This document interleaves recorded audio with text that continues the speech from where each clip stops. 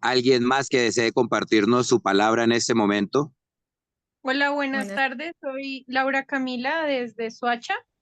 Yo creo que la religión no debe ser negocio, no debe ser tampoco exclusión ni un espacio de manipulación.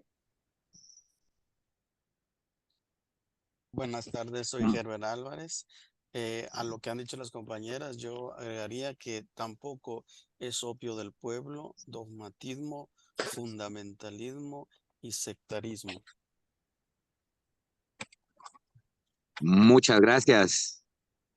¿Quién más? Buenas tardes. Blanca Cortés, de Nicaragua. Para mí la religión tampoco es fanatismo.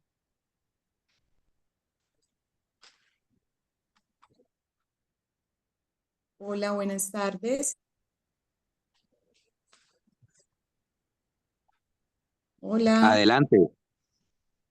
Para mí la religión no puede ser miedo, no puede ser desequilibrio entre los hombres y las mujeres. Creo que eso sería para mí. Muchas gracias. Jorge Ocampo, levanta la mano. Bueno, no, Jorge Campo, no Campo nada más. Para mí la religión no es lo mismo que espiritualidad. Creo que sí. Sé que escuché.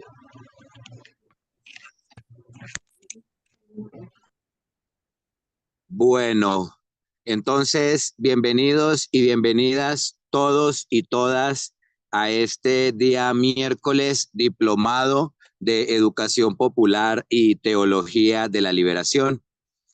El día de hoy, ¿de qué lado está Cristo? Nos acompaña Nicolás Iglesias, de Fe en la Resistencia de Uruguay, y haré una breve presentación del compañero, pero antes le solicitaré a Denis, si está por ahí aún, Denis, que nos comparta un mensaje para empezar como escuela, como diplomado, y presentaré a nuestro compañero Nicolás para que empecemos sesión. Sí, compañeras y compañeros, bienvenidos, bienvenidas todos a esta noche, ¿no? En Brasil ya es noche y yo quería compartir como una forma de estar con Nico y con todos y todas la canción de los, ¿cómo se dice? Aquella canción, Cristo al servicio de quién? De los... ¿Cómo se dice? Guaraguao. Guaraguao. Y hay una edición así muy genial que yo he encontrado en la internet y es la mensaje. Esta Biblia es muy significativa para nosotros. Nuestra fuerza es Dios. El poder es Dios. Cristo al servicio de quién, preguntaba Jaime Obrero, preguntaba Jaime Obrero, al servicio de unos pocos que se lo llevaron preso, disfrazándolo con lujos, sabiendo que él es del pueblo, lo tienen encarcelado en palacios de concreto, con pisos de puro mármol, de pura madera el techo, templos que no se parecen a las casas de mi pueblo, casas de lata y cartón, techos rotos, tierra al suelo. Cristo al servicio de quién, preguntaba Jaime Obrero, preguntaba Jaime Obrero. A Cristo hay que liberarlo, él siempre quiso ser pueblo y hoy lo explotan los de arriba, ricos, iglesia y gobierno, los señores de una iglesia que está muy lejos del pueblo, que no sabe de miserias, que no vive su evangelio y que no habla nuestro idioma. Cuando nos dice silencio, son cosas que Dios permite, son cosas que manda el cielo. Cristo al servicio de quién, preguntaba Jaime Obrero, preguntaba Jaime Obrero. A Cristo hay que liberarlo, me decía Jaime Obrero, porque ellos se lo han robado. Y Cristo, Cristo es del pueblo, iglesia que no denuncia la injusticia y la opresión. Es una iglesia vendida, queremos resurrección, queremos renovación, queremos revolución. Cristo al servicio de quién.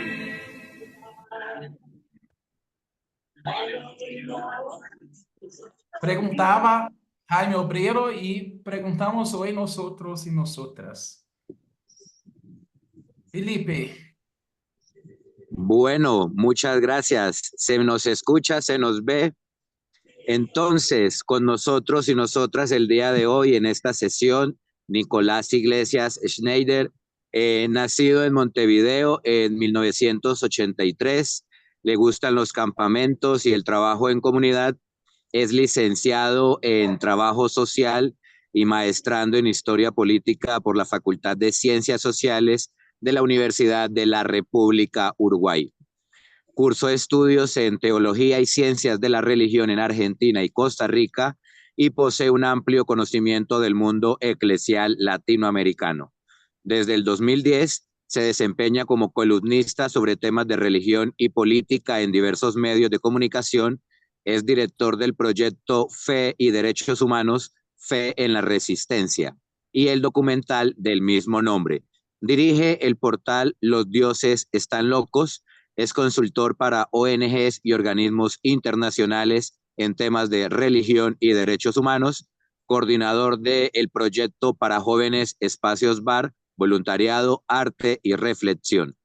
Acompaña actualmente varios proyectos con personas en situación de calle y personas migrantes en Montevideo. Bienvenido, compañero.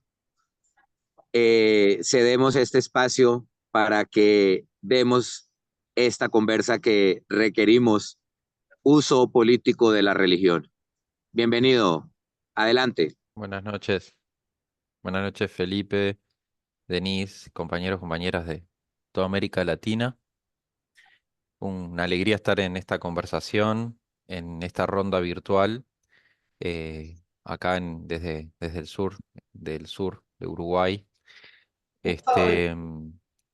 Y bueno, hoy creo que el video que trajeron para compartir con esta canción genera como un contexto de que en Latinoamérica estamos viendo distintas formas de uso político de la religión y justamente en distintos contextos, como la narrativa religiosa, como el uso de la Biblia, el uso de la imagen de Cristo, el uso de la simbología religiosa, lejos de desaparecer del espacio político, eh, no, no solo no ha desaparecido en relación a la idea de la secularización y la modernidad, donde iba a desaparecer Dios o iban a desaparecer los dioses, y la religión iba a quedar solo recluida en un espacio privado o cada vez más racionalizado, sino que de forma contraria el discurso religioso está presente en distintas formas y con distintos usos.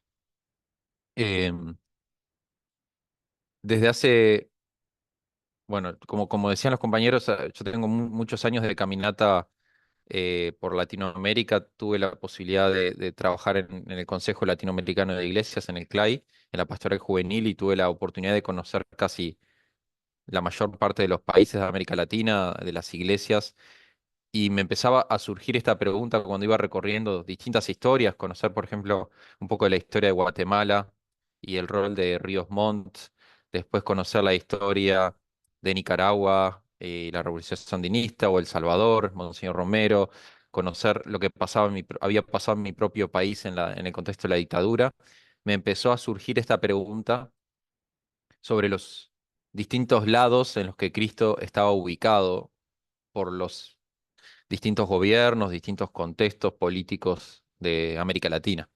Y fue así que, bueno, esa pregunta siempre estuvo rondando mientras yo caminaba, conocía distintas realidades eclesiales y políticas latinoamericanas. Y en el año, y les voy a compartir algo que empezó como de alguna manera a condensarse en un proyecto de investigación que pasó de la reflexión sobre la realidad y sobre la práctica. A ver, a ver, ahí ven, dice que lado está Cristo. Sí se ve fuerte y claro. Sí. Bien, pasé un poco de la reflexión con las comunidades y las iglesias y los grupos que yo visitaba, grupos ecuménicos de distintas.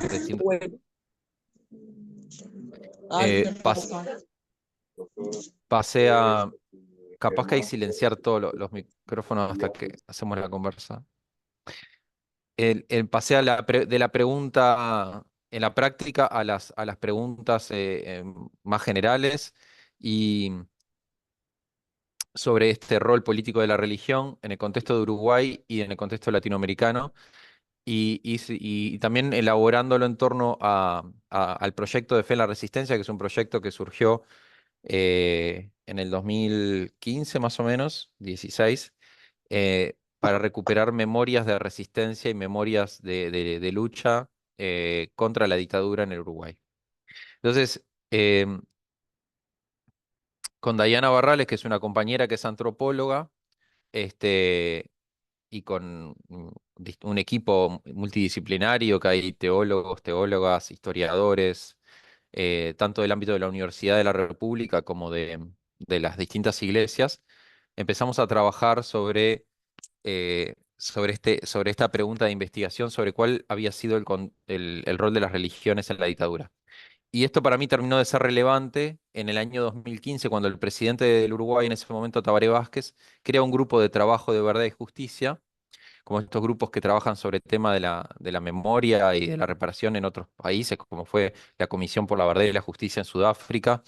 Y en un país tan laico como es el Uruguay y tan secularizado, donde la religión no tiene un papel tan público, el presidente invita a representantes de distintas religiones. Y esa pregunta, o ese hecho político me llevó a generar este trabajo de investigación que coordiné en estos años, que sigue en proceso todavía, porque es parte de mi investigación también de la maestría en historia política actualmente, sobre cuál había sido el papel de las religiones en el Uruguay y lo igual más amplio en toda América Latina. Aunque la primera etapa del proyecto estuvo bien enfocada en Uruguay, con muchas entrevistas a todos los que habían vivido especialmente todo el proceso de la teología de la liberación, el proceso de las comunidades eclesiales de base. Trabajé también con un fuerte trabajo de archivo y después la presentación en los distintos ciudades, pueblos del Uruguay. La presentación del documental generó, que es el documental que les mandé por WhatsApp, ese documental que se presentó en el 2018, que se llama Fe en la Resistencia. Al presentarlo en cada comunidad, el documental estuvo en el cine, en Uruguay estuvo como 2 meses, estuvo en distintos cines, pero después fuimos ciudad a ciudad, pueblo a pueblo de casi todo el país, y escuchando y conversando, haciendo conversatorios con este documental y escuchando las historias de vuelta de primera mano de cientos de personas en todo el país. Fue una experiencia pedagógica muy interesante, muy comunitaria también, con este documental. Bueno, entonces trabajamos con Dayana y en esta segunda etapa, un poco también abordando también una investigación un poco más historiográfica. En Uruguay hay pocos trabajos que en la historia hayan trabajado este rol de la dictadura, el rol de las religiones.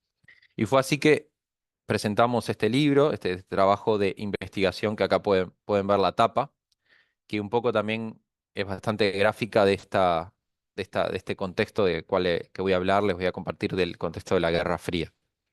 Y que sin duda también uno cuando hace historia, o cuando uno se hace preguntas en relación al pasado, las hace desde un presente.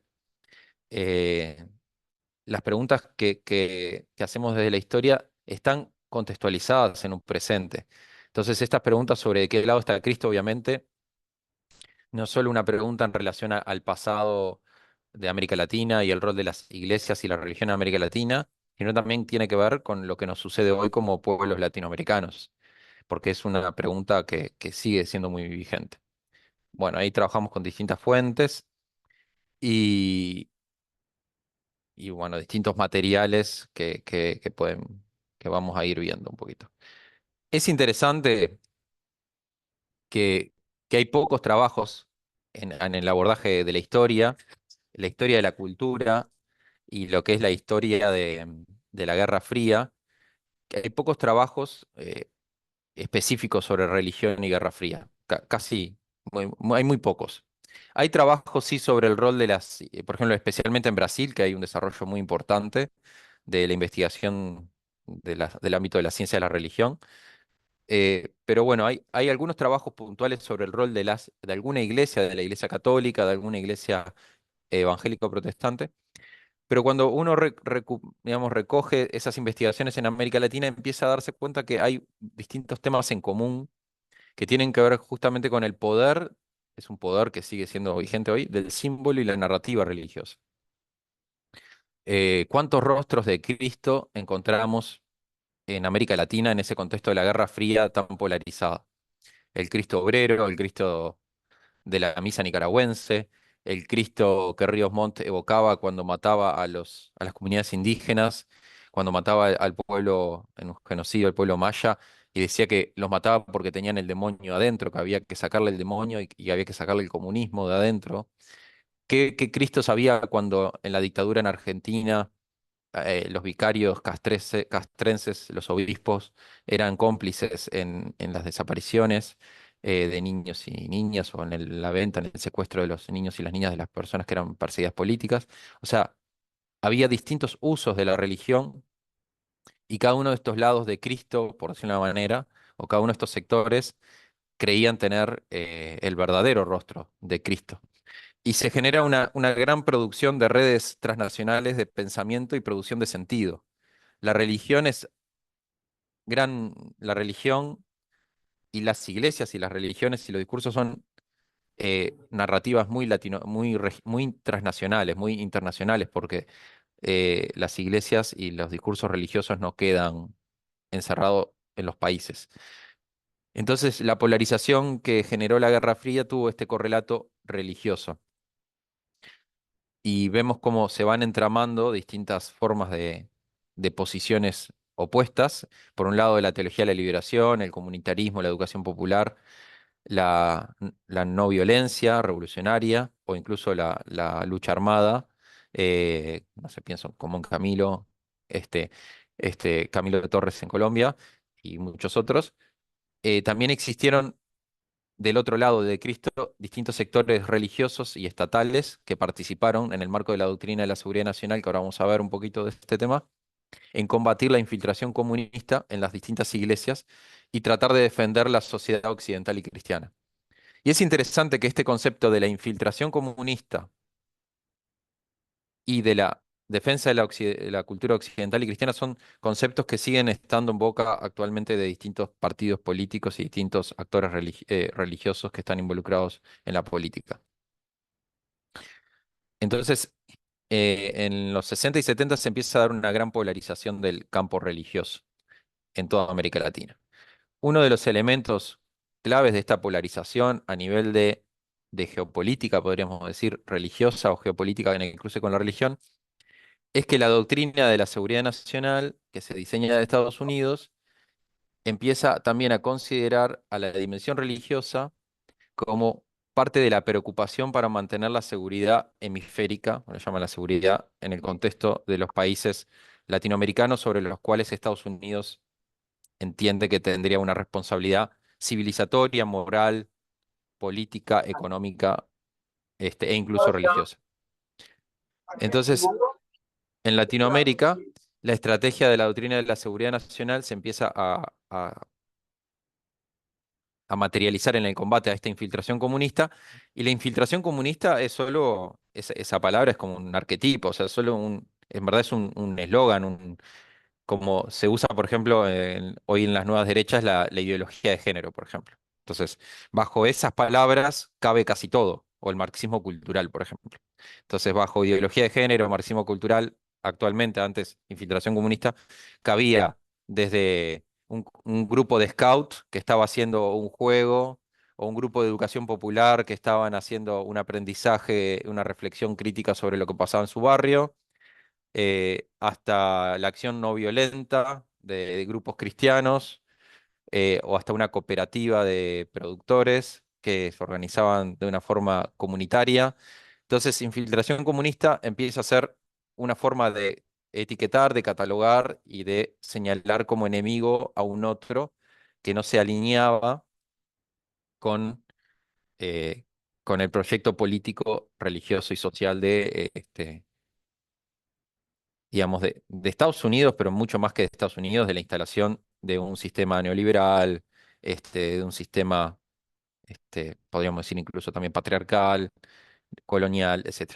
Y ahí en la foto de la izquierda, que es una de las imágenes del libro, ahí vemos distintos dictadores, algunos jóvenes, no sé si los reconocen, jóvenes cuando eran dictadores, Pinochet, Videla,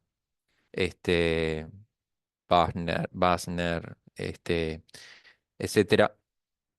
Eh, en el medio está, ahora vamos a hablar de él, el reverendo Moon, que fue un actor muy importante en ese momento, de un coreano que fundó un grupo en el Cono Sur fue muy importante, la Iglesia de la Unificación, o conocido como Secta Moon.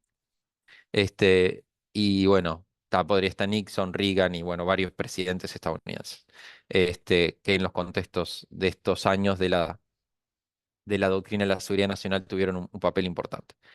Entonces las iglesias empiezan a tener una visión importante en la geopolítica estadounidense, especialmente, esto queda claro en un documento que es el informe Rockefeller y el documento de Santa Fe, que ubican a la iglesia ya no como un agente confiable a los intereses estadounidenses, sino que ven a la iglesia como un agente, junto con los negros, las mujeres, los obreros, los campesinos, los sindicatos, como un problema. Entonces empieza, dice el documento de Santa Fe en 1979, la política exterior de Estados Unidos debe empezar a contrarrestar y no solo a reaccionar en contra de la teología de la liberación, tal como es utilizada por el clero a ella vinculada, dice el documento de Santa Fe en ese año. Este es uno de los documentos, es uno de los, vamos a decir, registros que quedan de esto. Hay muchos, en realidad, desclasificados de la CIA que van en esta línea. Yo trabajé mucho con material de desclasificado de inteligencia y trabajé también con material de un grupo que se llama The Family, que quizás algunos pudieron ver la serie que está en Netflix, que habla sobre el papel de un grupo de lobby estadounidense que se llama The International Fellowship, Christian Fellowship, que conocido como The Family, que son el grupo que quizás ahora registramos más en el presente, como los que organizan los desayunos de oración en Estados Unidos, desde Eisenhower hasta la actualidad, eh, en la Casa Blanca a principio de cada año. Son desayunos de lobby de la derecha estadounidense, especialmente de la derecha evangélica, que hasta la actualidad funcionan y han funcionado con gobiernos demócratas y republicanos hasta la actualidad. Eh, por el otro lado, acá tenemos otras imágenes de cristianismos latinoamericanos de la liberación, donde confluyen distintas opciones cristianas de liberación, que tenían ese horizonte común de un mundo nuevo, del reino de la tierra, de justicia, pero que que eso se podía transformar en formas no violentas, en formas comunitarias, cooperativas y en formas de lucha armada. Eso va variando de acuerdo al contexto, de acuerdo al país también. En ese contexto hay distintos grupos y redes que son importantes, son de espiritualidades, de resistencia, que va más allá. La teología de la liberación es como uno de los ejes, pero la educación popular también es otro de los elementos articuladores y comunes a todos estos grupos, a todo este movimiento. Es un movimiento que, en realidad yo acá nombro algunas instituciones, pero en realidad es un movimiento que trasciende las iglesias, trasciende las instituciones, Digo, cuando me refiero a un movimiento, me refiero a este momento histórico donde la espiritualidad y la teología de la liberación y la educación popular empiezan a permear distintos espacios comunitarios. La acción e investigación participativa también es otra de las herramientas. La teología protestante de la liberación con ISAL, Iglesia y Sociedad en América Latina, las comunidades eclesiales de base de la Iglesia Católica. Obviamente que el Concilio Vaticano II es uno de esos hitos en el contexto católico que marca este momento. Todo lo que son las juventudes especializadas, que en el ámbito de la Iglesia Católica es muy importante, las juventudes agrarias, las juventudes obreras, las juventudes universitarias, los movimientos estudiantiles, tanto protestantes como católicos, los scouts, las pastorales juveniles y el movimiento ecuménico en sus distintas formas. Eh, entonces, este movimiento que se da en toda América Latina genera muchísima represión. Acá traigo una imagen nomás de lo que hemos recogido en nuestra investigación de Fe en la Resistencia. Por un lado, el pastor este que aparece ahí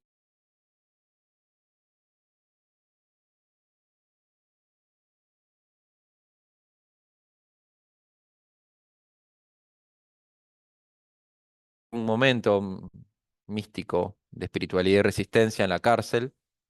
En el Uruguay, durante la dictadura y previo a la dictadura, y eso pasó en toda América Latina, estuvieron presos muchos pastores y muchos sacerdotes y muchas monjas y muchos laicos involucrados, comprometidos con la teología de la liberación.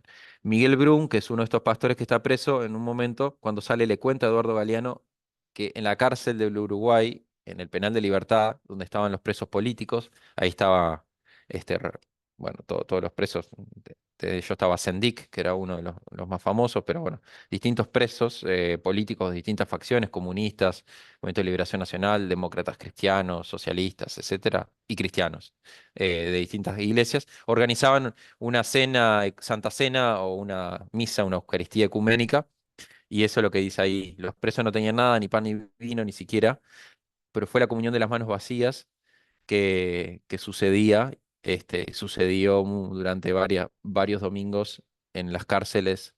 Los curas y los pastores consiguieron en algún momento permiso para celebrar la comunión dentro de las cárceles.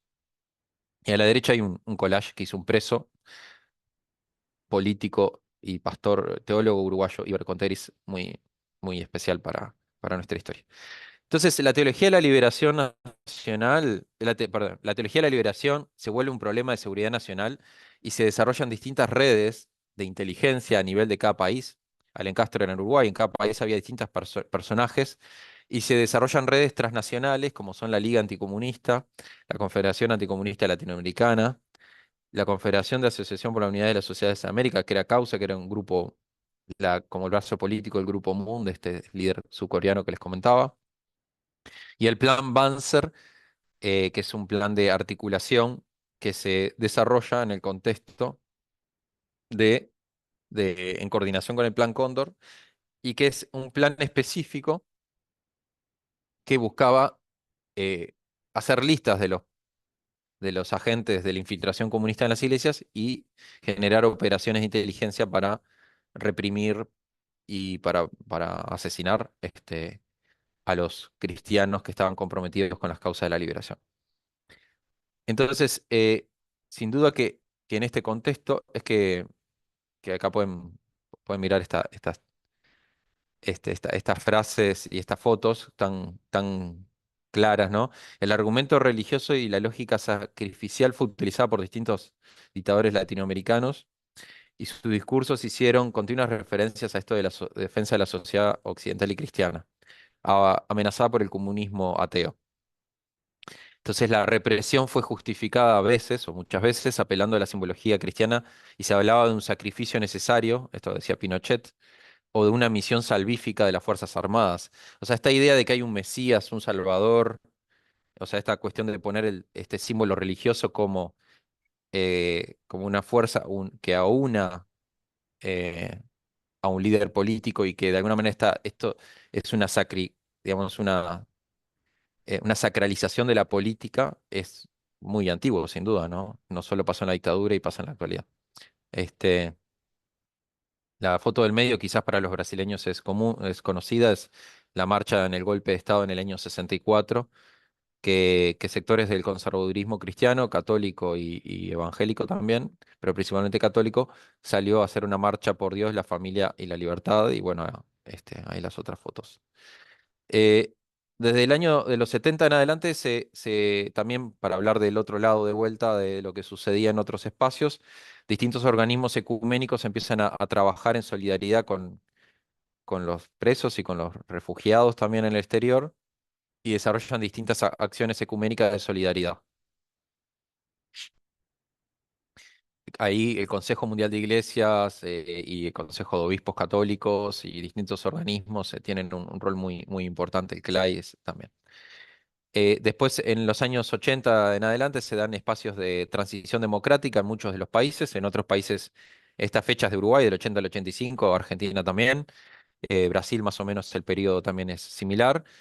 Pero en Chile fue un poco después, en Paraguay también. Pero a partir de los años 80 empiezan estos procesos. Y acá es una foto de algo, sé que hay unos compañeros de Uruguay. Las iglesias se vuelven espacios de resistencia cultural, artística. Ahí la espiritualidad se mezcla con el teatro, la murga, la música. Es una foto de la iglesia de Barrio de la Aguada, la foto a la izquierda donde yo trabajo actualmente con personas en situación de calle. Y esto también es una juntada de murga y canto popular, que es algo muy típico de nuestro país. Este, entonces empiezan a darse estos movimientos donde participan movimientos cristianos de trabajadores, las vicarías de solidaridad, por ejemplo, la chilena, el CAREF en Argentina, el CEDU en Uruguay, el Clamor en Brasil, distintas experiencias ecuménicas de solidaridad y de resistencia. Ahí está el obispo Arns, creo que es, sí, con Lula. Bueno, hay muchísimas experiencias. En Uruguay y Argentina, el SERPAJ es uno de los organismos también que tiene mucha gravitancia, el Servicio de Paz y Justicia. Perico Pérez Aguirre en Uruguay, Ademar Olivera, Jorge Osorio, en Argentina, Pérez Esquivel, que es una figura muy conocida también. Y acá, para traer otra figura uruguaya, de esta comunidad de la Aguada, donde yo trabajo actualmente con personas en situación de calle, tenemos la bendición de haber conocido y haber compartido con Emilio Castro, que es un pastor uruguayo, que ese señor viejito que está ahí a la derecha, o más joven ahí a la izquierda con Mandela. Emilio Castro, que es un niño ahí de un barrio de Montevideo, contexto obrero, y llega a ser el secretario general del Consejo Mundial de Iglesias en el año 80 y algo. Y también fue muy solidario en su rol y muy activo en su rol en la salida del apartheid en Sudáfrica. Y él decía en una entrevista que le hice hace unos años, él falleció ya hace casi 10 años, cuál era el rol de la iglesia en este contexto, ¿no? La iglesia fue un espacio, una escuela de democracia, que nos enseñó que nos podíamos organizar. Entonces me parecía muy interesante este papel de también los espacios eclesiales como espacios de democracia, de defensa democrática. Y también para ir terminando y ir abriendo el diálogo, con esta primera vuelta por lo menos, en estas reflexiones a partir de esta investigación, bueno, una vez que los estados utilizaron recursos estatales para reprimir a grupos religiosos que consideraban subversivos, las iglesias y sus miembros sufrieron no solo represión de sus derechos civiles y políticos como otros colectivos, sino también algunos inherentes a la libertad de culto. En Uruguay y en muchos países los militares cerraron iglesias y en algunos casos, como la iglesia metodista en Uruguay, se llevaron a más de la mitad de sus pastores presos en el tiempo de la dictadura. En la mayor parte de los países, los organismos de represión justificaron la represión a movimientos sociales y religiosos o grupos de izquierda en nombre de Dios o en nombre de Cristo. La religión fue y es utilizada como arma política y como justificación moral por su fuerza simbólica. Por otro lado, algunos sectores eclesiales cumplieron dentro de sus posibilidades algunos papeles relevantes en la defensa de derechos humanos y fueron espacios de refugio, de participación. Otros organismos ecuménicos internacionales también tuvieron un rol muy importante, pero es interesante en esta clave de lo que sucede hoy también. Muchos líderes religiosos también participaron directamente en la represión, en el señalamiento de un enemigo interno. Esto sucedió en Brasil también ahora, en el último tiempo, sucede quizás hasta ahora, pero fue muy fuerte en la última elección entre Bolsonaro y Lula, que esta cuestión de señalar al enemigo interno, o sea, señalar al votante de la izquierda, de Lula en el caso brasileño, pero se podría ser equiparable a otros países, que hermanos que acusan hermanos, recuerdo un caso de una iglesia en Brasil que salió en las noticias, ¿no? Que incluso un fiel de la misma congregación no toleraba la posición política del otro hermano de la misma comunidad y le ejerce violencia directa, ¿no? O sea, no solo el señalamiento y la denuncia, sino que hasta la violencia, ¿no? Esta cuestión de cómo en contextos así de radicalidad, de polarización también, en verdad, en algunos casos las iglesias no logran cumplir ese espacio que deberían lograr de pluralidad, de respeto y de diálogo, ¿no? Y bueno, les invito a que miren, yo después les voy a poner ahora en el WhatsApp. Después del documental hicimos una serie, una miniserie de capítulos cortos de 7 minutos, buscando también dialogar con públicos más jóvenes. Bajamos de los 80 minutos del documental a 7 minutos para tratar de dialogar con gente más joven y es una miniserie animada que tiene 7 capítulos donde se abordan temas como feminismo y cristianismo, medio ambiente, interculturalidad, Estado laico, Guerra Fría y religión, etcétera. Así que bueno, un gusto compartir esta primera vuelta. Y sé que la idea ahora es seguir como conversando y abriendo el diálogo, este, a partir de estos insumos, como hacer una conversa. Muchas gracias. Hola, muy buena tarde. ¿Se escucha? ¿Se escucha? Sí, se escucha. Sí se escucha. Bueno, entonces, David, gracias, compañero. Y en el orden de ideas, los comentarios que se tengan, las personas que este es el momento, hagan sus comentarios, levanten la mano para que de manera ordenada nos podamos coordinar, que sea un espacio de diálogo horizontal. Y yo quiero es dar una reflexión antes de ese espacio y es el entendimiento de que me sentí encarcelado en todo mi episteme del sur. Sentí que hubo un plan Maquiavelo en donde toda la construcción intelectual, la acción popular, toda la alternativa que se permitía, que enfrentaba el sistema, como lo plantea, llamémoslo así, Gustavo Gutiérrez también en Teología de la Liberación, que la opción por los pobres entiende que la muerte, la pobreza es muerte y nos enfrentamos a esa pobreza. Y en ese entendimiento, todo ese plan que acaba de comunicar nuestro compañero, que nos pone en reflexión y en presente, para que desde aquí se siga caminando esa palabra. Entonces, adelante quien desee compartir.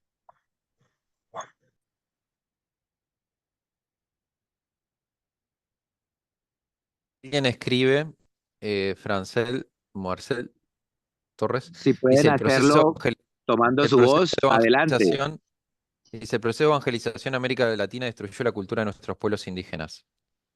Eh, y es interesante este tema que no lo abordé ahora, pero así, de alguna manera, cuando en el libro de ¿Qué lado está Cristo? Arrancamos un poco ya problematizando, claro, el elemento colonial, ¿no? Que, que claro, en el contexto de la Guerra Fría quizás nos enfocamos un poco más en el papel de Estados Unidos, obviamente, pero en el contexto previo, el papel de la colonización y el Cristo que nos llega está mediado por una fuerte colonización, primero española, portuguesa y sí.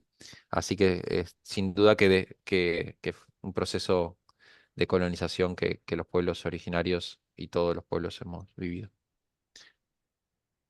Gracias, Francel. Adelante quien levante la mano y tenga la palabra, por favor. hola, buenas tardes a todas y a todos. Soy Odorico desde Uruguay. Ante el desafío de conversar un poco sobre de qué lado Cristo está, me puse a reflexionar y escribí alguna cosa, y bueno, y llega mucho a partir de lo que aporta Nicolás y de lo que vimos en el documental y de toda esta construcción latinoamericana, que es la teología de la liberación. Eh, un poco, permítaseme compartir un poco esto que escribí, que es nada más que un poco menos de una caricia. En realidad, según los relatos y las informaciones que nos llegan desde la Biblia, por ejemplo, sobre la obra de Jesús, de ahí notamos que esa obra fue imperativamente política y fue profundamente religiosa. No hay en la Biblia nada que diga de que eh, profundamente pedagógica, quise decir, perdón. No hay nada en la Biblia que diga que hay una determinada religión que es la que nos liga a Cristo, ¿no? Y bueno, y mirando la historia, la historia desde sus inicios, digamos desde el año 1, esta religión que hoy conocemos como católica apostólica romana, digo, da las señas de que fue la que se apropió de la figura de poder que representaba a Jesús en el imaginario de los cristianos de aquellas épocas, pero no se apropió de sus ejemplos y sus enseñanzas. Este, eh, no, Esto, no sé, yo lo percibo en que la iglesia como institución nunca tomó opción por los pobres y por las personas, ¿no? Oprimidas y pobres de toda su feligresía ni de ninguna otra fe. Hubo algo así en el Concilio Vaticano, en el segundo, ¿no? Recién ahí, pero desde que Cristo se andaba caminando por la tierra, eso no había sucedido nunca. Bueno, en fin, pero por el contrario, la historia de esta religión contiene una serie, contiene una tradición de muerte, de violencias, de abusos, ¿no? Y de muy aberrantes prácticas humanas, pero todas en nombre de Dios. El Papa Alejandro VI, que se llamaba Rodrigo Lanzoli de Borgia, era gran maestro de la Suprema Orden de Cristo y fue un actor clave en el lento genocidio de los millones de nuestros hermanos que habitaban en la Vía Yala, porque él era el Papa que bendecía y que estaba en funciones cuando en 1492 Colón llegó a nuestras tierras. También fue el Papa que ordenó a Tomás Turrecremata de Valcaderius, al inquisidor Torquemada, que en complicidad con los reyes católicos Isabel de Castilla y Fernando de, ¿dónde era? Fernando era de Aragón, bueno, asesinaron en la hoguera a miles de moros y judíos sefaradíes que habitaban en el sur de la península ibérica. Los acusaban de brujería, se les torturaba hasta que confesaban y luego eran quemados y se repartían los bienes entre el Papa, el Inquisidor y los reyes. Y bueno, y estos y otros hechos son parte de la historia de una religión que tuvo como finalidad consolidar un sistema de poder, ¿no? Y para eso tuvo que tergiversar los significados de todo el acervo cristiano. Hay investigadores que documentan más de 200 guerras religiosas en Europa, parte de Asia, el norte de África, y en todas esas guerras, nada, se mataba y se asesinaba y todo en nombre de Dios y eran llevadas adelante por una concepción religiosa, no por una concepción cristiana. Entonces, bueno, hoy, desde acá, desde este sur, desde este lugar, desde esta subjetividad, podemos, podemos ver que el Espíritu de Cristo estuvo y se mantiene en la fe, en la conciencia y en la actitud de resistencia de algunos pocos integrantes del clero y de mucha gente secular que anda por ahí. Y son todos esos que toman, igual que Jesús de Nazaret, una opción por los oprimidos, por los pobres, por los faltos de justicia, por los que de alguna manera nos sostenemos en la fe y en las ganas de que construimos un mundo mejor para nosotros y para quienes nos rodean. Después, bueno, aquí en Uruguay, tanto como en toda Latinoamérica, esto que nos compartía Nicolás era parte de un macabro plan que, bueno, que fue también asistido por unas cuantas religiones e iglesias, que era nada más que el hecho de cambiar un orden económico. En Uruguay colocar la economía neoliberal tenía que ser de esta manera, tenía que ser arrasando a sangre y fuego a todas y a todos quienes, ya fuera desde esa conciencia cristiana o desde su práctica social, nada más, tenían esa opción, y tomaban esa opción por sus iguales, por sus vecinas y vecinos. Y Muchas bueno, y gracias. así fue como la dictadura se encargó de encarcelar a todos quienes compartían, quienes tenían esa solidaridad, esa empatía con los demás. Y bueno, y hoy estamos sufriendo esos efectos, ¿no? Estamos sufriendo la realización simbólica de los efectos de la dictadura en este sistema neoliberal que nos plaga con todas las violencias del sistema civilizatorio capitalista. Pero bueno, ahí andamos algunos que Ahí vamos. estamos. Ahí andamos en Gracias. la lucha, Dorico. Ahí andamos en la lucha, Muchas Dorico. Nos vemos gracias. prontito. Nos vemos Claro prontito. que sí. La compañera Sonia, está Diana Lucía, Jorge Campo, Agripina Hurtado y Paul Tiera. Adelante, Sonia. Eu não consigo falar em espanhol, não. Vou Tudo falar bem. em português mesmo, devagar, que aí vocês me compreendem.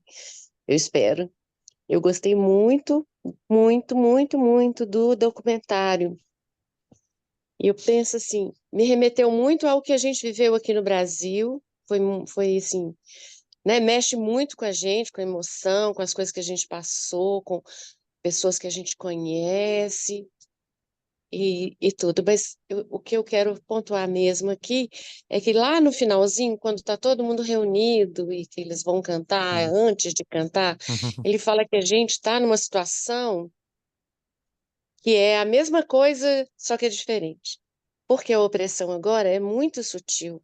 Às vezes a gente nem toma consciência da opressão, da repressão, né? As pessoas, tem muita gente alienada, mas tem muita gente consciente, e fala assim,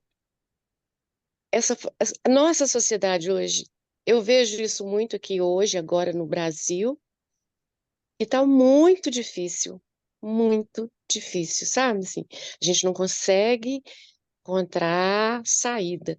Naquela época, a igreja, a religião, todas, né, as pessoas que seguiam mesmo a Jesus, né, que tinham essa fé, que é a fé em Jesus de Nazaré, não é a fé de igreja nem de nada, mas uma fé em Jesus de Nazaré, que acredita mesmo que Deus é amor, e que estava nessa resistência, eles deram conta, porque eram pequenos grupos que faziam reflexão, e aqui no Brasil nós tínhamos também, mas hoje a gente não tem mais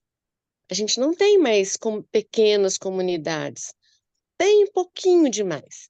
E a gente não está dando conta de alimentar a resistência, e mais do que a resistência, sabe? Para a gente tentar vencer esse fascismo que está assim, se aproximando e está muito assustador. Era só um comentário mesmo, não é uma pergunta, né? E parabéns pela explicação sua, gostei demais da apresentação. Consegui entender tudo que você falou. Semana Obrigado, passada eu Sonia. tive alguma dificuldade, tá bom? Muchas gracias. Y quería decirle a Sonia que muy obrigado, y también que en el otro miniserie está con subtítulos y doblado al portugués. Tiene una versión en portugués mismo.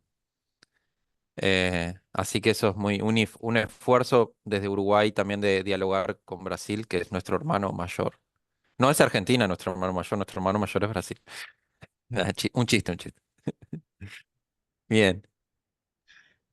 Continúen, adelante. ¿Quién va en el orden? Paul Tierra.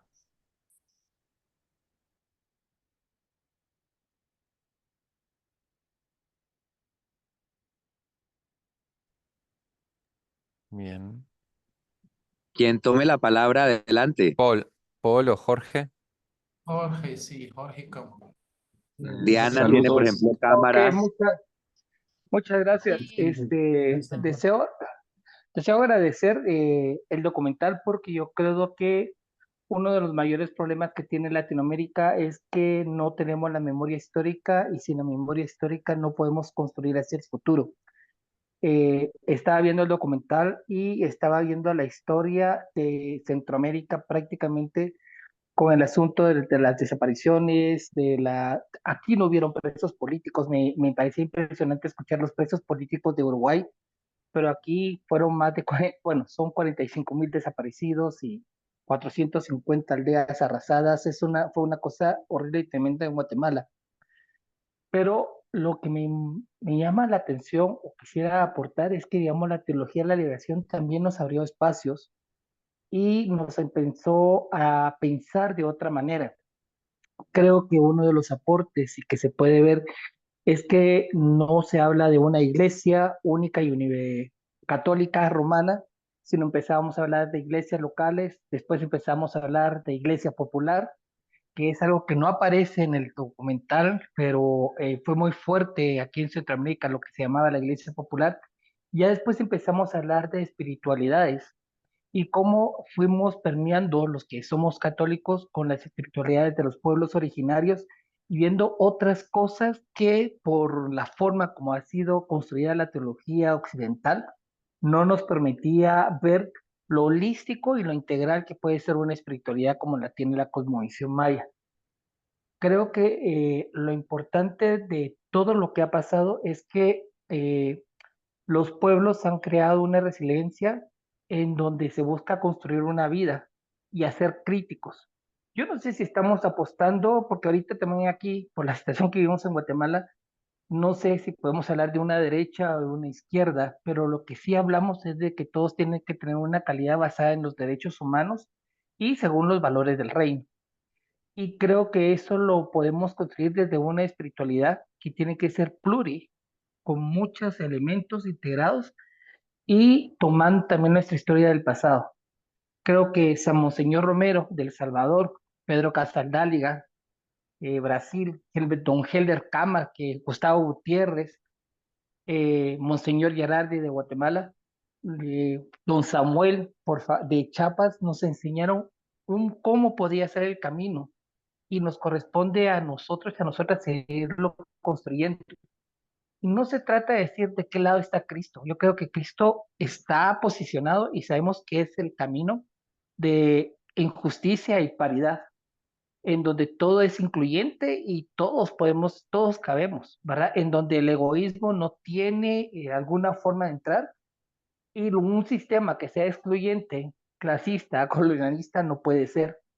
Entonces considero que son esos aportes que a pesar del terror no han logrado borrar y creo que por eso Latinoamérica sigue siendo una patria grande, en donde seguimos caminando y buscando esa luz, porque sabemos a dónde podemos llegar y dónde queremos llegar, que es a una sociedad equitativa, paritaria y justa. Gracias. Gracias, Jorge. Sí, el proceso de Sudamérica, de Uruguay, de Argentina, tiene cosas parecidas a Centroamérica y otras distintas también, ¿no? Entonces, hay ciertos procesos que son distintos, pero creo que lo importante que van recogiendo es este tema del papel de la memoria. Yo creo que el papel de la memoria es fundamental. El cristianismo en sí tiene tanto de memoria, ¿no? En esto, desde su origen de hagan esto en memoria de mí, tiene que ver con la memoria. Y lo que pasa en muchos movimientos religiosos que son mucho más funcionales al sistema capitalista y al neoliberalismo, que justamente son ahistóricos. Se creen a sí mismos que con ellos mismos, con las mega iglesias o de las distintas expresiones de la teología de la prosperidad, parece que Dios y que la religión verdadera empezó ahí mismo, con ello, con ese ungido, con ese pastor, con ese Mesías que se presenta así. Entonces, no perder la memoria es fundamental, o trabajar sobre la memoria histórica. Así que muchas gracias, Jorge.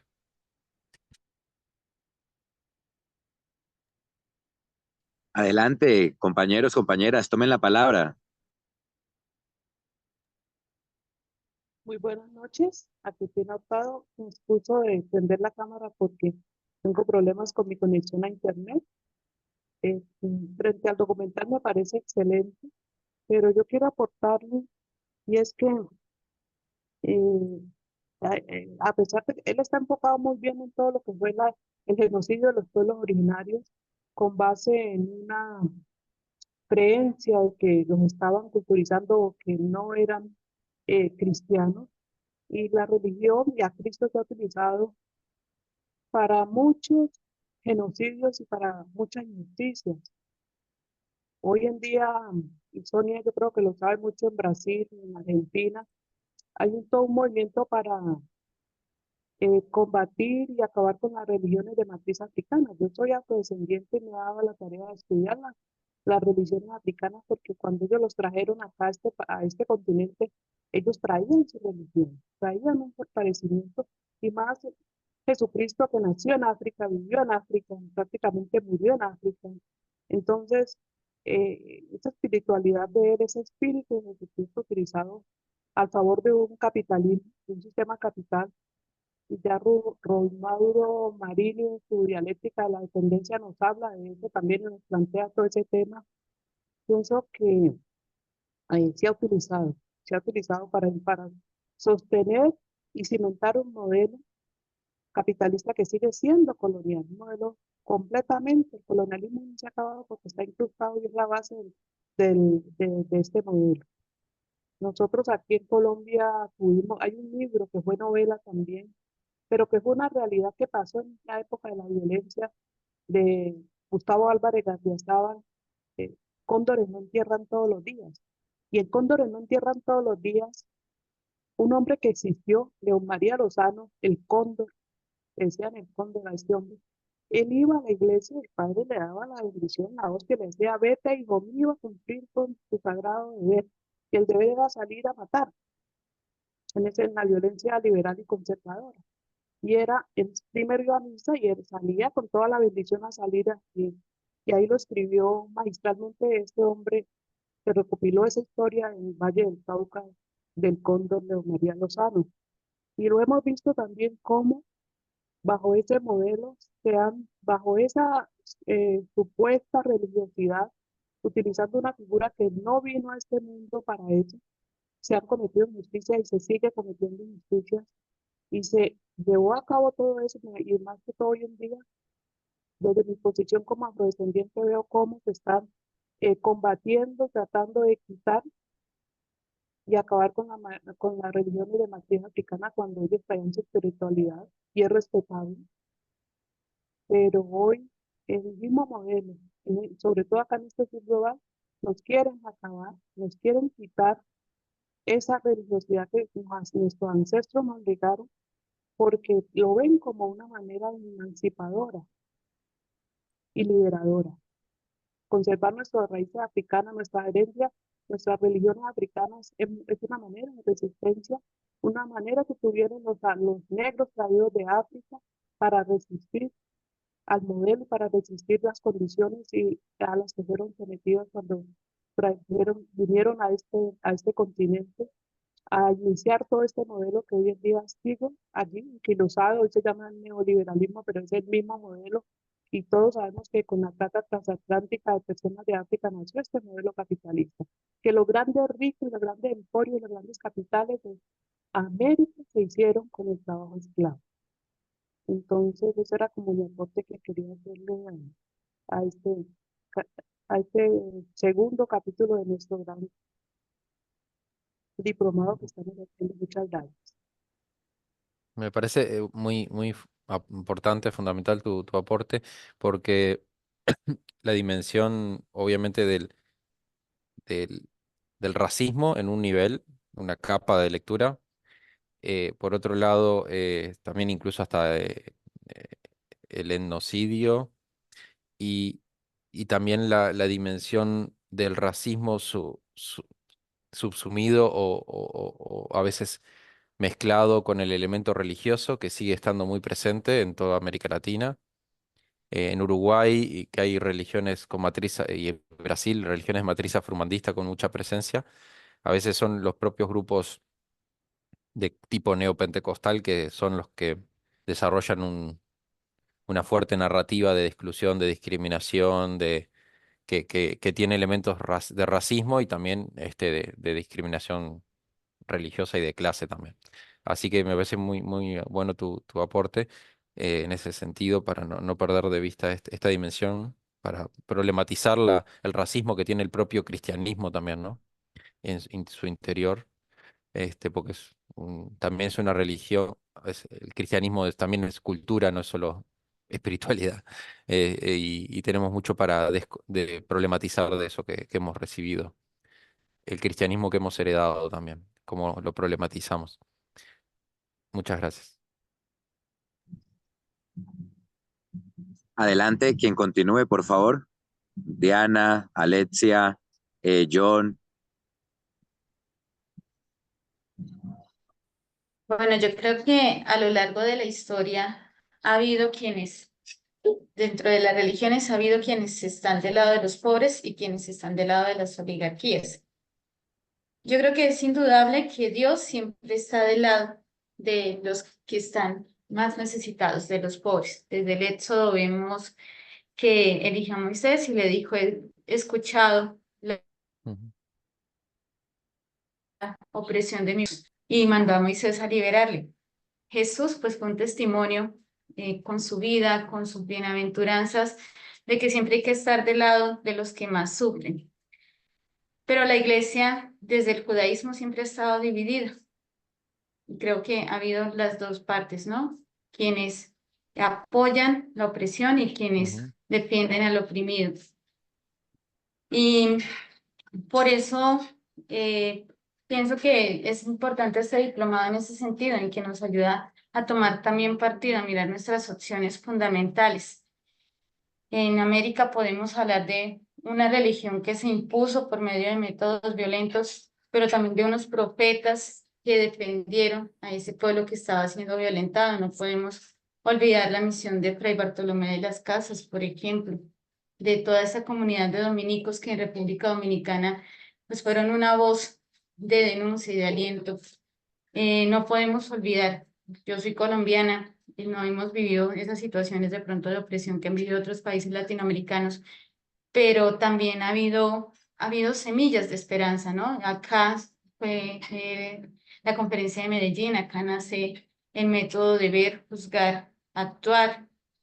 Hay profetas también que han ayudado. Está la madre Laura Montoya, que ha sido una voz para los indígenas también y que ha defendido esas comunidades, que las sigue defendiendo a través de su comunidad religiosa. Y tantos otros que han ido entregando su vida y han ido ayudando también, han estado en el proyecto de Jesús, ¿no? Entonces, más que criticar a quienes están en el poder, es mirar de qué parte estamos nosotros también, que Dios reflejamos. Gracias, Dina. Yo creo que si logramos reflejar una imagen de Dios tan linda como tu hija pequeña, vamos bien. El Dios de los pequeños, pensaba justo ahí con ellas ahí en la pantalla. eh, un teólogo y filósofo argentino que se llama Rubén Dri habla de que siempre en la historia del cristianismo, justo lo que tú decías, Dina, hay dos iglesias, una sacerdotal, de monárquica, que está en el centro del poder, y siempre hay una iglesia del margen, una iglesia del borde, una iglesia de los que están al borde del camino, que a veces pueden ser las viudas, los migrantes, ¿no? Los niños, las niñas, las personas de la diversidad sexual, los pobres, los distintos sujetos, y que desde esos sujetos que están al borde es que se hacen las nuevas teologías de la liberación también, ¿no? O sea, las nuevas teologías de la liberación se hacen o se piensan, y las preguntas sobre Dios se elaboran a partir de esos nuevos márgenes, de esos nuevos bordes, de esos nuevos pequeños y pequeñas. Así que me alegró mucho tu reflexión ahí junto con tu hija. Gracias. John Alberto, Alexia. Hola, sí, claro. Va a presentarme la cámara. Buenas noches, compañeras, compañeros. También soy de Colombia, del eje cafetero, Manizales, Caldas. Cuando vi la invitación a este diplomado me encantó, en especial por la parte de la teología de la liberación. Soy docente de aula, soy activista político, creo que es posible transformar la sociedad y cuando uno habla de transformar la sociedad significa sus ideas, su cultura, su materialidad, sus ideas, su narrativa, de todo eso. Como yo creo, en el grupo en que milito, creemos que el capitalismo es la fase económica de una civilización que es la modernidad. Creemos entonces que la lectura de Marx es imprescindible. Y en esas relecturas de Marx, pues últimamente nos hemos basado en muchos autores, pues propiamente en la fuente, directamente en la fuente, el Carlitos Marx, pero también con unas lecturas que nos ha potenciado mucho la nueva reinterpretación de nuestra dinámica política. Y voy a mencionar solamente tres: Enrique Dussel, Franz Sinkelamert y Juan José Bautista. Lastimosamente, estos tres, ¿cómo llamarlos? Maestros en los últimos 3, 4 años, pues nos dejaron, ¿cierto? Partieron. Entonces, desde aquí, uno podría decir que, por ejemplo, en el debate propiamente de Marx, voy a ponerlo de una manera pues, lo más sencilla posible. En las nuevas relecturas que se pueden hacer de Marx y de su obra, uno puede decir que, hombre, que el compañero lo... A ver, espero no suene grosero. El debate de que si existía Dios o no existía prácticamente era irrelevante. El debate era el contenido de la categoría o el concepto de Dios. O sea, en función de qué o en función de a qué se pone a servir todas estas narrativas, ¿cierto?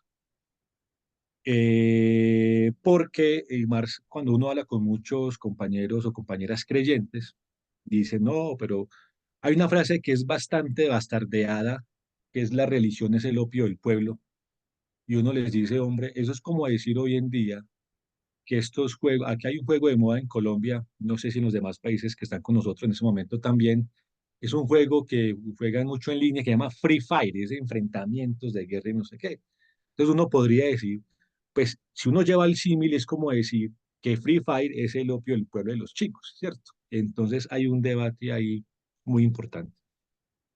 Entonces, para decir entonces que el concepto de Dios, digamos, hay que rescatarlo, es un escenario de disputa, así como lo son las aulas, así como es la calle, así como son las ciencias, así como son la pedagogía, son campos de disputa. Por ejemplo, lo otro que planteaban es, hay un texto de este Juan José Bautista que les decía, él analiza un poco la obra de la teología de la liberación de Franz Sinkelammer. Y Franz Sinkelammer, pues, fue filósofo, economista y ante todo teólogo, igual que Enrique Dussel. Y cuando uno encuentra las dos obras, se encuentra en puntos de que ellos han encontrado el desarrollo de que las posturas cristianas o católicas de derecha se han secularizado en la economía. Es decir, prácticamente esos mandatos de derecha se han secularizado en las leyes económicas. Claro, entonces uno dice, cuando la teología de la liberación plantea que el Dios es vida, pero que la vida no es o no se limita simplemente a respirar, sino en darle vida, nutrición, alegría, contenido, techo, alimentos, todo esto, que eso es la vida. Entonces, que cuando no hay vida, pues no hay ausencia de Dios. Y por eso entonces es que el concepto de Dios es el concepto de la vida. Entonces, yo sí creo que uno de los análisis críticos en lo que se ha llamado de una u otra manera el llamado socialismo real, fue el haber negado la espiritualidad, las creencias o todas esas categorías que están en juego, religión, religiosidad, iglesia, todo esto.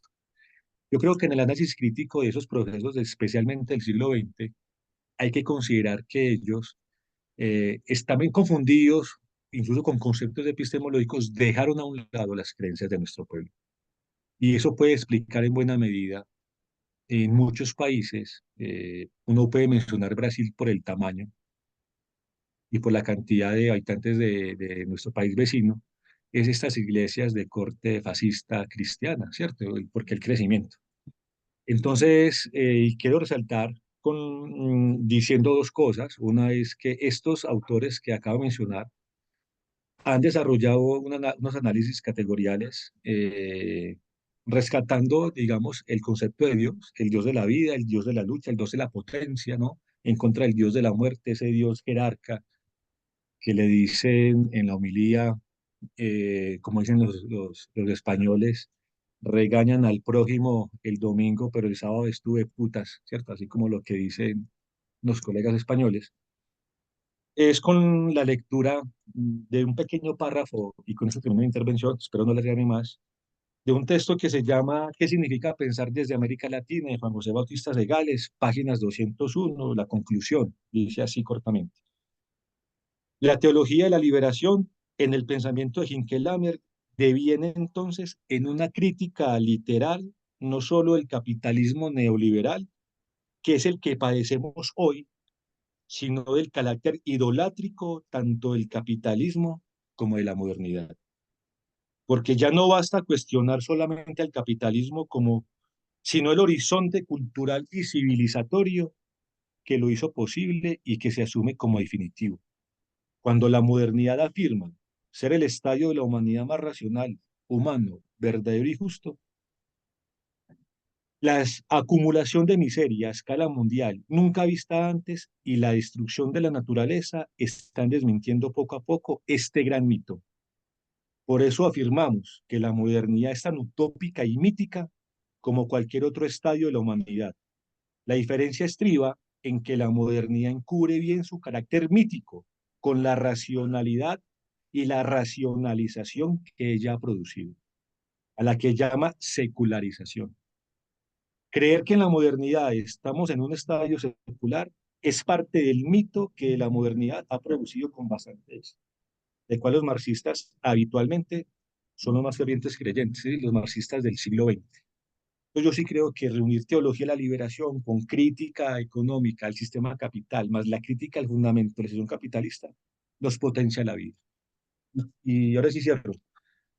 Así como no es necesario ser creyente para leer en la Biblia, tampoco es necesario ser marxista para leer a Marx, tampoco es necesario creyente para estar aquí en fortalecernos en la teología de la liberación. Espero no haberme extendido, compañeras y compañeros, y un abrazo para estos espectaculares. Gracias, John. Tuve la alegría de ser alumno de Hinkelhammer en el DEI, en el Departamento Ecuménico de Investigación, y de haber comido varias cenas con Franz. Y como tú dices, sin duda, esa clave analítica que plantea Hinkelhammer y los otros colegas de su generación y su escuela, vamos a decir, es fundamental porque la discusión no es si, en ese punto no es si Dios existe o no existe. Claramente el uso de la religión sigue siendo una clave política muy, muy fuerte. Y, y la vida es el centro, al fin de cuentas, ¿no? En uno de los libros de Hinkelhammer es La vida o el capital, que escribió con un economista, Ulrich Duroch, y otro Lo indispensable es inútil, que son libros de los de Hinkelhammer, están todos en línea, gratuitos, los pueden buscar, después les paso el link. Los libros de Hinkelhammer están todos disponibles. Y la vida es lo que desafía al capital y al neoliberalismo, ¿no? Franks tiene una frase que lo indispensable para la vida es inútil para el mercado. Lo que es indispensable para vivir no tiene un valor de mercado. O sea, es una crítica, la crítica marxista que hace Hinkelhammer es la crítica al dios mercado, a la idolatría del mercado. Así que una de sus líneas ahí. Muchas gracias, John. No sé si queda algún compañero o compañera antes todavía. Creo que Sí, sí. señor. Alexia. Buenas noches. Eh, para ya abro mi cámara. ¿Sí me escuchan? No. Fuerte y claro, lo escuchamos. Gracias. No sé si ya no estoy de mi ya. Listo. Bueno, estoy tratando de poner la cámara pero no sé qué pasa. Bueno, es por internet.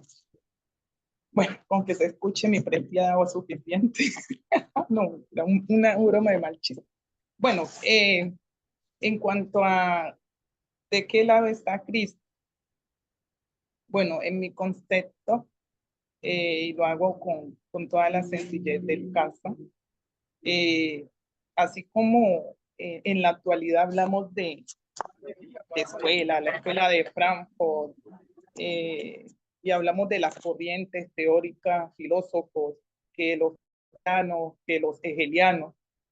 Nosotros, pues para nosotros no es desconocido hablar del cristianismo, y pues cuando hablamos de cristianismo es porque se está refiriendo a creer o a cimentarse, ¿sí? Culturalmente, ideológicamente, en las ideas de Cristo, o sea, cristocéntrico. Por eso deriva la palabra o gentilicio de decir cristiano, ¿sí? Porque está enlazado con ese grupo, esa persona, ¿sí? Que sigue una corriente, un ideal, ¿sí? Y se identifica con él. Cristo, cristiano. Entonces, en el caso de explicar, pues, un poquito de lo que si Cristo está del lado de unos o de otros, pues para mí está del lado de todos, porque Él dice que Él a todos los llama. El que viene a mí, Él dice, yo no lo echo fuera. Lo decía, clarito. Entonces, Él no especificaba si era rico o era pobre. Lo que sí hacía era como hacemos nosotros en nuestro tiempo, porque pues muchas cosas no se compara con ningún tipo de filósofo teórico, ya que él fue el que partió la historia en dos, ¿sí? Encontramos que antes de Cristo, dice la historia, después de Cristo. Entonces a eso hay que prestarle mucha atención, ¿sí? Antes de Cristo y después de Cristo, ¿sí? En la historia no encontramos un referente así igual, ni antes ni después de él, ¿sí? Pero es el único que marcó la historia, aún por sus actuaciones, aún porque la forma como se presentó ante la humanidad, al ver, digamos, el despifarre o digamos así, la ideología que tenemos los seres humanos, ese idealismo, esa cosmovisión de la vida, y de hacer las cosas a como mejor nosotros nos parezca, ¿sí? Y debía de haber un premio. Yo no saqué la cebolla.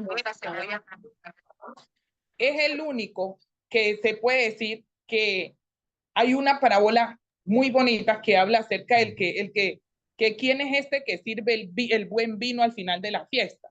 Y para los que sean fiesteros, saben que siempre en una fiesta, pues cuando uno llega, usted no llega tomado como tal, ¿cierto? Usted tiene que llegar con postura y con finura.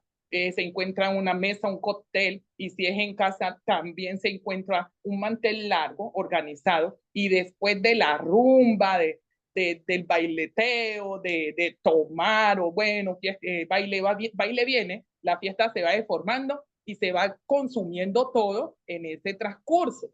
Pero dice que él es el que él hizo lo contrario. Y cuando le dijeron que se había acabado el vino, esperó todo esto, que pasara toda esa actividad para poder servir el buen vino al final de la fiesta. Hay que prestarle atención a eso, ¿sí? Es el único que se sentó o se sentaba, y aún lo hace a través de muchos de los que hablamos de cristocéntricos, que se sienta con la prostituta, con el borracho, pero también se sienta con el publicano, con el del Arián, con el presidente, con el político, digámoslo así, con el verdugo, con el, en este caso diría yo, con el de la derecha y con el de la izquierda, con el del centro y con el que no tiene ningún tipo de inclinación política, ¿no? Él mismo lo demostró. El único ser capaz de decir, ¿sí? Que lo imitaran a él, ¿sí? O sea, para no andar, digamos, en tinieblas. ¿Pero de qué tiniebla hablaba? De esta que vivimos ahora los seres humanos. Lo dijo un compañero, el egoísmo, la ambición, ¿sí? La indiferencia.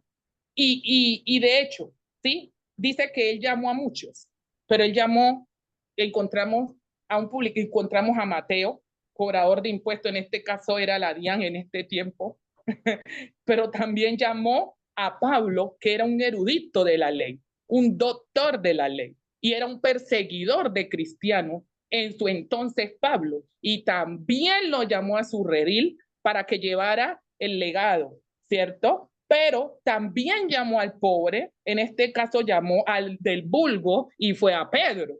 Entonces, por eso me atrevo a decir que este Cristo que presentan no se inclinó hacia nadie, pero sí hizo unos paréntesis. ¿Por qué los hizo? No se inclinaba de que la sociedad o que dividió sociedades, estratificó la sociedad, no, sino que bien lo dijo él, raíz de todos los males es el amor al dinero. Entonces, que era difícil, sí, para un rico poder entender estos misterios, ¿cierto? ¿Cuáles eran los misterios? Amar al prójimo, ¿cierto? Hacer el bien, ¿sí? Sentir empatía, si lo decimos en el lenguaje de nosotros actual, eso era lo que él profesaba. Por eso él hizo esa diferencia. ¿Y cómo demostró que apoyaba? ¿Por qué no vino desde arriba? Él viene del cielo, porque dice que nació de una mujer desposada, sí, claro que sí. Pero sucede que se presentó como pobre porque a veces es más fácil mostrar, venir desde abajo que venir desde arriba para ser aceptado con tus ideas. Es el único que se presentó, pudiendo haberse presentado en un Ferrari, en un Lamborghini, en ese tiempo en un caballo de guerra, no, se nació en un pesebre, anduvo en un pollino, porque la idea de él era liberadora, ustedes lo acaban de decir, pero sin desconocer ninguna de las posiciones, tanto del que tiene, como del que tiene mucho, como el que tiene poco, ¿sí? Pero pues yo sé, como estudiante, lo puedo decir, maestrante de transformación de conflicto, que con las ideas de estos hombres como Marx, como Dussel, entre otros, es poder sacar un poco esa idea que nos metieron en la escuela y que muchos también seguimos metiendo esa idea del clasismo, ¿sí? Del esclavismo, de la opresión, del abuso y de que por qué otros también no pueden gozar de una condición de vida agradable, amena, ¿sí? Al menos lo que entre paréntesis se llama calidad de vida, que es lo que él buscó, ¿cierto? Y que por qué no podían tener ese mismo trato tan solo porque son los llamados ahorita los menos favorecidos, los olvidados, los que no tienen conocimiento, los que no construyen conocimiento, los que no tienen nada que aportar a la sociedad según las ideas eurocéntricas, según el neoliberalismo, que es lo que también rompió en dos la historia de Cristo. Entonces, yo diría que ¿de qué lado está Cristo? Pues bien. Cristo está del lado de la justicia social. Gracias, compañero. Gracias, Alexia. Sí, es una pregunta tramposa también esta del libro. La pregunta del libro es una pregunta que busca provocar esta inconsistencia teológica que tiene la pregunta. Es un poco para jugar con esta idea de las formas y los rostros de Cristo. Pero sin duda que hay cosas, más allá de ver los dos lados o los lados, es esta cuestión de también ir descubriendo distintos rostros de Cristo y de pensar cómo son nuestras lecturas, nuestras hermenéuticas, decimos en la teología en general, cómo son las hermenéuticas de los textos sagrados, porque sin duda que las representaciones sobre Cristo siguen teniendo un gran potencial simbólico, político, narrativo. Por eso, desde personas tan distintas como Putin y Trump hasta Paulo Freire, apelaban a releer los evangelios y pensar dónde está Cristo y seguir el ejemplo de Cristo, y eso es un elemento que tiene sentido en nuestra matriz. nuestra matriz cultural latinoamericana. Así que bueno, yo les voy a dejar también en el WhatsApp, ahí les puse el link de Hinkelamer, de los textos de Hinkelamer, hay muchísimos que están disponibles en internet. También les coloqué en el WhatsApp la miniserie esta que les comentaba, y voy a también pasar algunos otros artículos de lectura que están por ahí en la página de Fe en la Resistencia, para la lectura de estos días. Nico, muchas gracias. Este es el momento donde esperamos, si hay alguien que tenga una palabra más que quiera compartir, hágala saber. Estamos a minutos de generar un cierre. Y recuerden que nuestra despedida es: del río hasta el mar, Palestina vencerá. Edil Sol pide la palabra. Adelante, Edil. Hola, buenas noches, ¿cómo están? ¿Se escucha bien? Fuerte y claro. Vale, gracias. Bueno, agradecerles por el espacio, también a Nicolás por ese trabajo arduo y liberador que está haciendo. Sí, ahorita que escuchaba a Alexia diciendo de qué lado está, pues sí, digamos que a mí la pregunta me lleva más allá de que Cristo esté de un lado de otro, es los usos, que es precisamente el nombre de esta conversa, los usos de la religión, ¿sí? Y sin duda, pues la política ha hecho uso de la religión. Y en Colombia, pues tenemos, bueno, yo hablo desde Colombia, soy de Cali, hago parte de una red de educación popular y en Colombia estamos atravesados mucho por esos dos lados que expuso Nicolás en América Latina y el Caribe. Hemos sufrido, eh, digamos que la persecución de una iglesia fascista, por decirlo de algún modo, o que se ha juntado más bien con el fascismo, pero también hemos estado atravesados por una iglesia liberadora, ¿sí? Uno podría decir que acá dos ejemplos concretos. El padre Javier Giraldo ha sido un defensor de derechos humanos arduo, permanente, amenazado por el paramilitarismo, digamos, se ha jugado la vida por las comunidades y aún se mantiene, digamos, en esa lucha. En contraposición a ello, o en contrasentido a ello, está un grupo paramilitar en los 90 que fue los 12 Apóstoles, donde participó, imagínense este nombre, los 12 Apóstoles. Ya eso tiene un tinte, digamos, religioso, si se quiere, pero además allí había dentro de los 12 apóstoles, además de políticos, además de miembros de la fuerza pública, había un cura. Y ese cura usaba las confesiones de algunos campesinos y campesinas en Antioquia, de donde es el origen de los 12 apóstoles, usaba esa confesión de campesinos y campesinas, digamos, un poco en la angustia de vivir el conflicto armado, para precisamente ese secreto de confesión divulgarlo en ese espacio de los 12 apóstoles y a través de eso poder perseguir a campesinos bajo ese estigma que decía ahorita hace rato Nicolás con esto de la infiltración del comunismo, ¿no? Esa etiqueta que con eso hizo que mucha gente que pensara diferente desde cualquier ámbito fuera perseguido ya por ese hecho. Eso por un lado, digamos que en Colombia hemos vivido esos dos lados, ¿sí? Y me parece que más allá de las discusiones eh, con relación a eso es cómo desde nuestros espacios cotidianos, nuestras espiritualidades podemos alimentarnos de la teología de la liberación, de estos aportes que ya mencionaban de los teóricos, de los activistas con relación a ello, y desde ahí poder seguir haciendo la lucha. Otro ejemplo para ir cerrando es el padre Álvaro Urquecho Cue. Digamos, las religiones han estado cuestionadas un poco, como decía ahora el compañero de Manizales, creo que hablaba, de que la religión es el opio del pueblo. Claro, eso es en un contexto también histórico.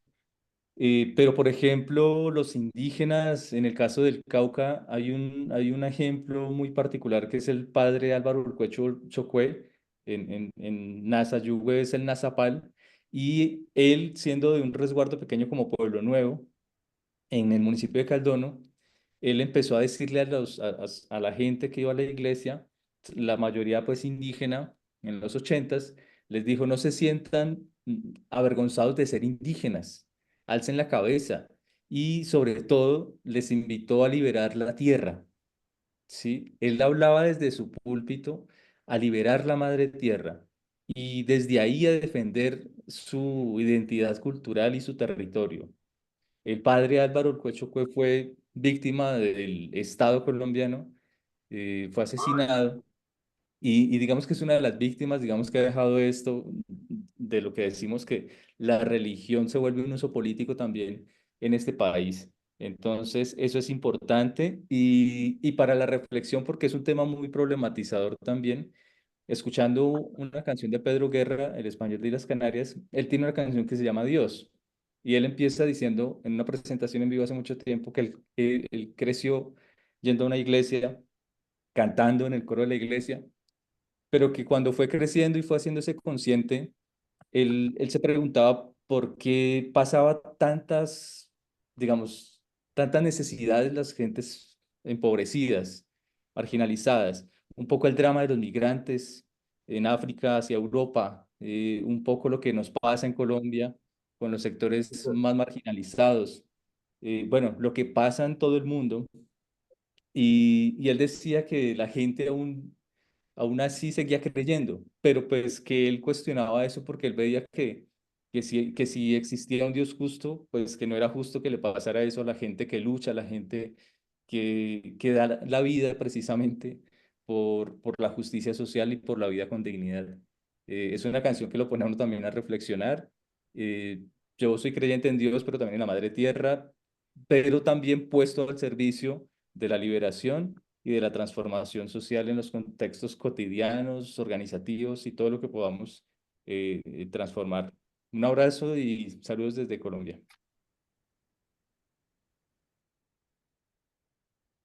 Muchísimas gracias. Preciosas las participaciones.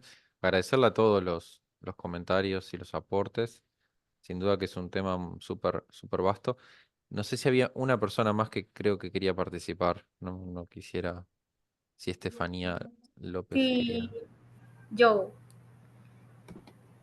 Bueno, buenas noches, mucho gusto. Mi nombre es Estefanía López, yo estoy en Cali, Colombia.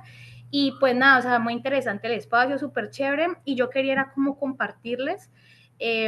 Acá, digamos, como que en Cali, pues recientemente han habido pues situaciones, ¿no? Como fue el estallido social, como ha sido, digamos, el que ahora tengamos a Petro pues como presidente. Eso ha desencadenado como un montón de vainas acá, digamos, como entre nosotros a nivel de contexto.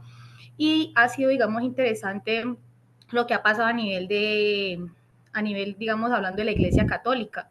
Yo soy estudiante, yo soy egresada de trabajo social, estudié en una universidad que es católica y yo enfoqué mi trabajo de grado justamente en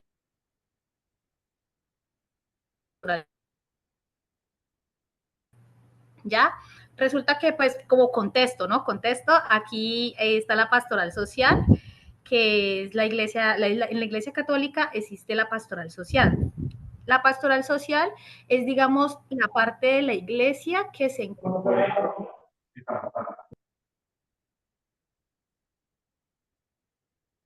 Pronto se me va la señal o me dejan de escuchar. ¿Ahí me están escuchando bien? Sí. Sí. Bueno. Entonces, la pastoral social es como la que se encarga de los temas sociales de la iglesia a nivel de ciudad, ¿cierto? Ahora conozco, de hecho, también como ese proceso y la iglesia sí ha tenido un papel importante como a nivel de la situación con los pobres y el tema, digamos, del hambre y vainas así. ¿Qué pasa? El tema de lo social, pues realmente se queda en un tema mayormente filantrópico y mayormente de evangelización, ¿cierto? Entonces vemos que las personas que se encargan de abordar los problemas sociales de la sociedad son en su mayoría padres o personas. Aprovechar y legislar algo sobre la ley de porque no es estudio pues de teología y vainas así, pero que mayormente no reconocen las problemáticas ni siquiera de su territorio. Lógico es que acá se difieren por arciprestazgos, que es como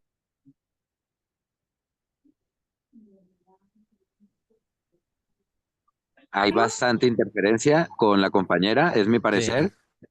Igual creo que logré escuchar a Estefanía, que es colega, que es trabajadora social igual que yo, y creo que el planteo también va por la línea de esta tensión que hay entre los procesos de caritativos, ¿no? Asistenciales, y que a veces los esfuerzos eclesiales no logran trabajar de una forma un poco más compleja, profunda, y no asistencialista, ¿no? Un poco, Estefanía, ibas por ahí en tu reflexión, quizás, o... sí, o sea, ¿Tú digamos puedes que eso retomar la idea?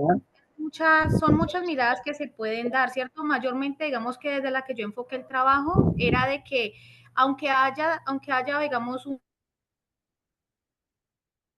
institucionalidad que se encarga de lo social, pues quienes están trabajando ese tema social realmente desconocen la realidad de su contexto.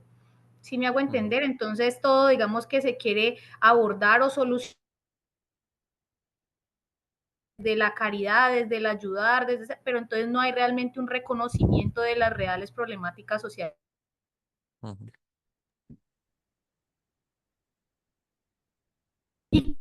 Se vuelve a cortar la conversa, es mi parecer o... Sí, se ve que Estefanía es el internet.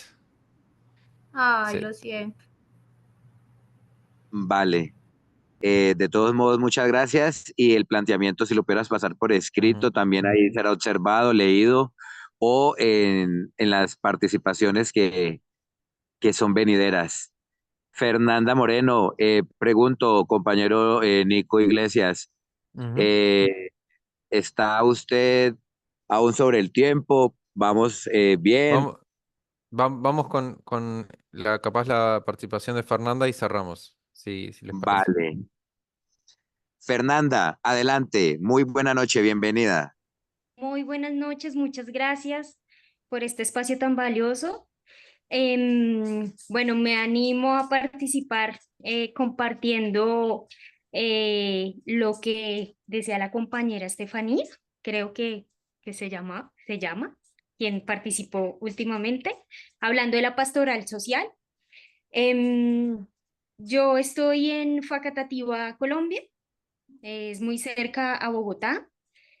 También realizando un trabajo, un proceso con niños y niñas en el reconocimiento del territorio en una de las veredas del municipio, donde también está la pastoral social haciendo este tipo de trabajos de asistencialismo, donde hemos podido observar que se cortan o se dañan estos procesos comunitarios donde ellos solo van a entregar ciertas cosas y no se enfocan o no se toman la tarea de revisar realmente cuál es la necesidad de esa comunidad.